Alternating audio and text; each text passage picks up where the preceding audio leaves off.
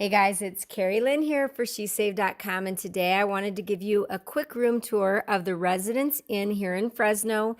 This is a 2-bedroom suite, and as you can see, you've got your full kitchen area, a dining table, and then a front living room type situation that's really cozy, comfortable with the fireplace.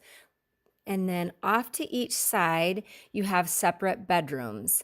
And I'll give you a peek at this one. They're identical. Queen bed, desk area. Each one of these rooms has their own closet and bathroom. And these bathrooms are wonderful. They're very large and spacious.